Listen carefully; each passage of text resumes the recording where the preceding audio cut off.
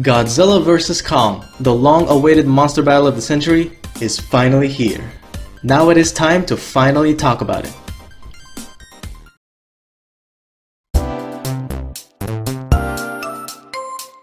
I used to watch the original King Kong vs. Godzilla so many times when I was a little kid. The overall concept of this film is actually very mind-blowing back then.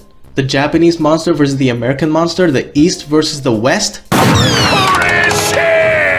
Back then, it was just so mind-blowing to think that these two extremely popular movie monsters would fight each other in a movie. It's like seeing Freddy and Jason fight each other, which by the way, is a real thing. Does this film needed a remake? No, it needed a reboot.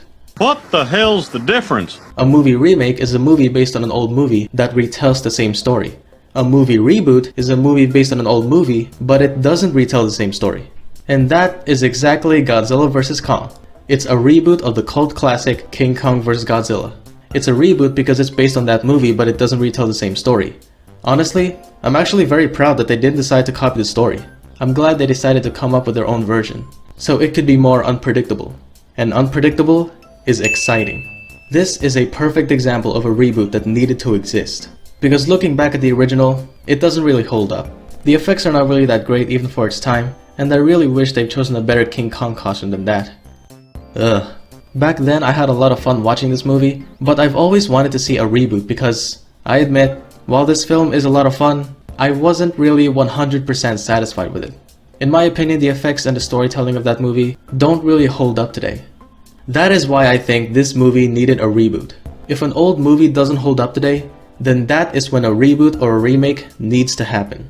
But if an old movie does hold up to this very day, we all know the answer to that. Now before we get to talk about this film, I just want to state something really quickly. There is a small, or rather large group of Godzilla fans, or should I say Godzilla purists, who don't really consider this a real Godzilla film, simply because it's not made in Japan by Toho. And you know what?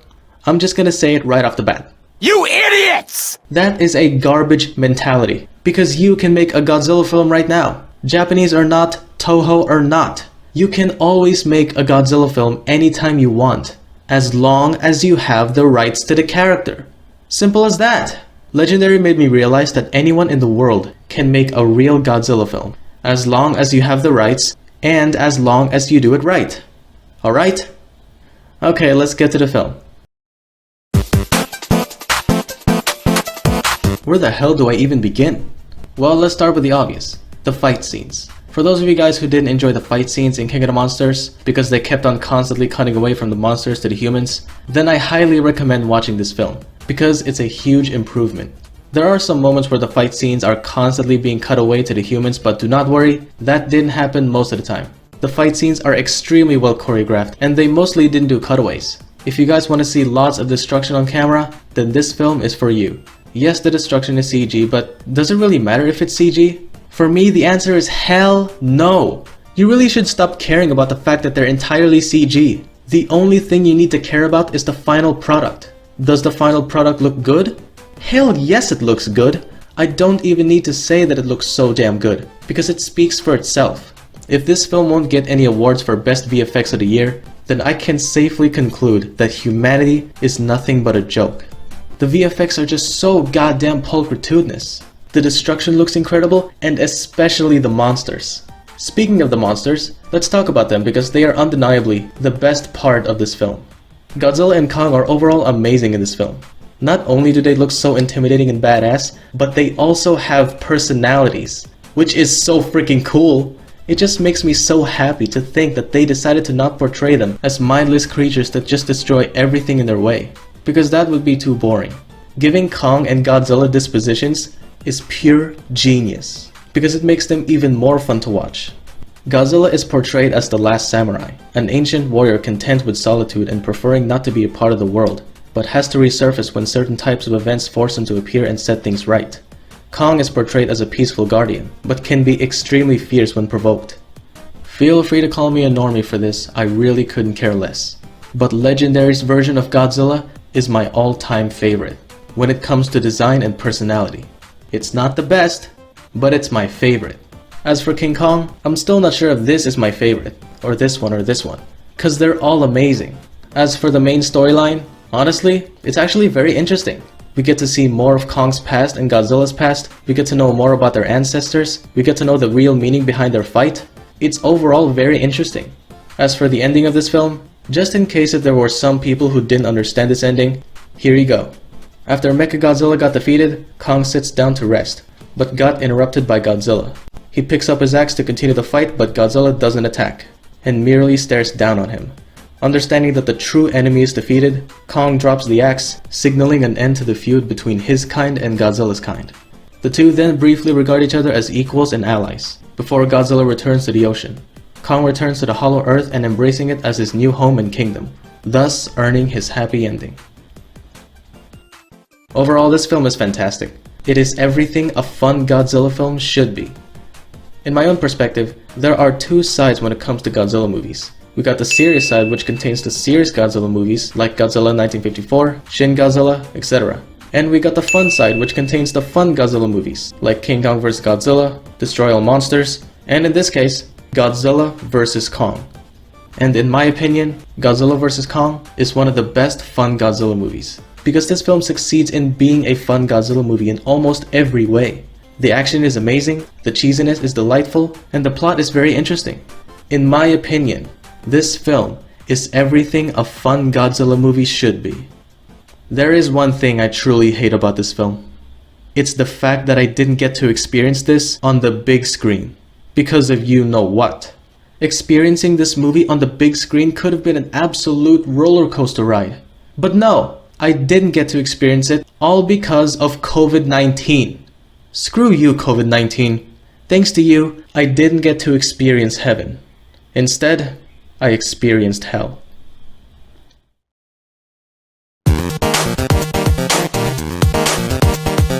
When it comes to these movies, the spotlight never belonged to the human characters. They were always at the back of the stage.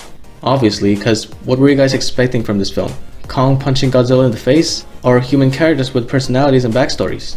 Of course the monsters. These movies were mostly never about the human characters. But to be honest, the human characters in Godzilla vs. Kong are actually kinda... Well, here comes an extremely unpopular opinion. Get ready to be triggered. Here you go. The human characters in this film are not that bad. Wait. Hear me out. They're not annoying, they're not obnoxious, and they're not stupid. Most of them are not stupid. There are two particular human characters that I honestly consider to be kinda interesting and likable. I'm talking about Gia and Bernie. The best human character is undeniably Gia. Gia is the last Iwi native who Kong saved many years ago. She is also the adoptive daughter of Eileen Andrews. She is somehow the one and only human that can communicate with Kong via sign language. Her relationship with Kong is one of the best parts of the film, because honestly, I think it's very sweet. Bernie is, in my opinion, the other best human character in this film. He's basically someone who's trying to expose something to the world, but nobody ever believed him, until now. He has a bottle of whiskey which he got from his deceased wife. He plans on drinking it when all hope is gone. He is overall a pretty good character. He's also very funny. Oh my god! This guy named Nathan Lind is okay. He's played by Alexander Skarsgård, who I hope you guys remember as Tarzan from The Legend of Tarzan. Please check this movie out. It is way too underrated and misunderstood. Do not think of it as a live-action Disney remake because it's really not. Think of it as a movie based on the Tarzan novels, because that's what it really is. Check it out. As for the rest of the human characters, they're fine.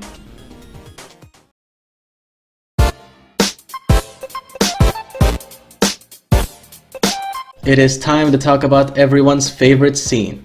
But before we get to that, let us talk about the Batman v Superman hypothesis. Way before this film came out, there were a lot of people, and I mean a lot of people, who stated that this film is going to end up like Batman v Superman. Some thought it was a joke, while others thought it to be real. And Batman v Superman, well, we all know what that's about. It is a movie that failed to be a versus movie. Is it really a versus movie? I don't know, maybe the answer is 9. Because this film tried to be nothing but a setup to Justice League. It never tried to be like its title. It never tried to be Batman v Superman. Instead, it tried to be Justice League Origins, which by the way, would have been a better title. This movie sucks because it failed to be what it is.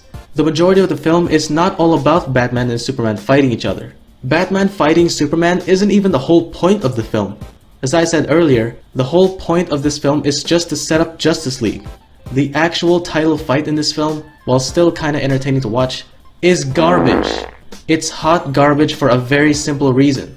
The whole film, even the overhyping trailers, just kept on building up to this fight like it's telling us that this fight is going to be a breathtaking, astounding, unbelievable, magnificent, remarkable, phenomenal, formidable, imposing, mind-boggling, mind-blowing, out-of-this-world event in almost every way, but it's not! In fact, this entire fight is disappointingly nothing but a misunderstanding. Because Batman thought that Superman is going to be evil, but he's not. He's just trying to save Martha. And Lex Luthor is just making him look evil. God. Batman v Superman will forever be one of the most overhyped anticlimactic films of all time. And it definitely deserved all the hate.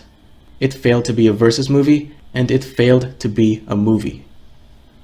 But this film actually succeeds in that mission. Because this film actually tried to be like its title. It tried to be what it really is. Godzilla vs. Kong. It delivered the thing that you were actually expecting and hoping for. And not only that, it also added a bonus at the end for an even more fun experience. Now let us get to this scene, which everyone enjoyed, including myself. Now some of you might be saying, "Yep, this is the Save Martha scene from Batman vs. Superman all over again. I knew it. I just knew it." well, if you guys did think that this scene is nothing but a remake of the Save Martha scene from BBS, then I only have one thing to say. I can't believe that you got wrapped up in this bullshit. You seem like a nice girl. Here is a fact based on research. This scene is nothing like the infamous Save Martha scene from BVS. If you guys want to know what this scene really is about, then here you go. After slashing and stomping on Kong, Godzilla finally manages to subdue the Titan ape, and roars at him in a show of dominance. Kong roars back in defiance, unwilling to yield. Godzilla, as if impressed by Kong's resilience and prowess, shows mercy and spares him, leaving Kong alive but close to death. So I think I can safely conclude that Godzilla vs. Kong most definitely did not end up being like Batman v Superman, because it actually delivered the title fight for the majority of the film. And the title fight is most definitely not a misunderstanding. In fact, this entire fight is actually very important to Godzilla and Kong, because there's been a war going on between his kind and his kind, and now they're the last one standing. So they fight to show who is the king of the monsters. Godzilla vs. Kong is most definitely not like Batman v Superman, because the title fight is an absolute blast, and it is not a misunderstanding. And it didn't do the stupid Martha scene. Godzilla vs. Kong is overall a better movie than Batman v Superman when it comes to delivering expectations.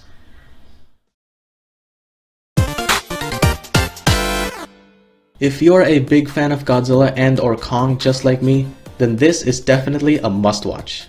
But if you're not a fan of Godzilla and or Kong, honestly, I would still recommend it, if you're looking forward to have lots of fun. Now, I am very well aware that a lot of people hated this film because of the plot. They thought that the plot is garbage. But these people who hated the plot of GVK, they don't know what they're talking about. Like, literally, they literally don't know what they're talking about. Godzilla vs. Kong has a very interesting story, including the entire monsterverse. You guys just didn't get it, that's the problem. Why do you have to hate what you don't understand? Now, I am not forcing you to love this film like I did. If you hate this film, I can respect that 100%. All I'm saying is, if you want to judge a film, study it first. Find out what the hell is going on, find out the real meaning behind it, and then judge the film. There are countless films out there that require you to solve some puzzles, so you can fully appreciate them for what they are. Not being able to fully appreciate a film for what it is kinda sad. You guys are missing out. So in conclusion, Godzilla vs. Kong is one of the best Godzilla films of all time. And it is without a doubt, a huge improvement of the original. It has tremendous special effects, coruscating music, and out-of-this-world action. As a normal film, this deserves a 7 out of 10. But as a Godzilla film, this definitely deserves a 10 out of 10. Now if you guys are thinking that I'm overpraising this film, then I only have this to say. Get out! Godzilla 2014 was thrilling, Kong Skull Island was fun, Godzilla King of the Monsters was even more fun, but this is definitely the best out of them all. This film is just that good. Godzilla vs. Kong is so far one of my favorite films of 2021, and I can't wait for more MonsterVerse movies. Long live the king, and glory to the god.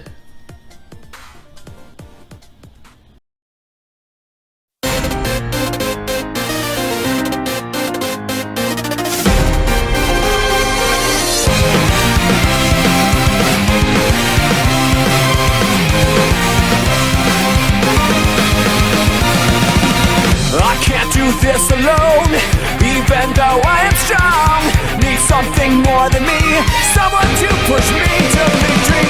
Let's see what we can do together, me and you. Can't be afraid to try.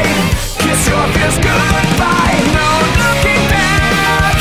You and I were on the attack, full speed ahead, running to the sunset. Such a different feeling. Both of us believe we can make it better. Together we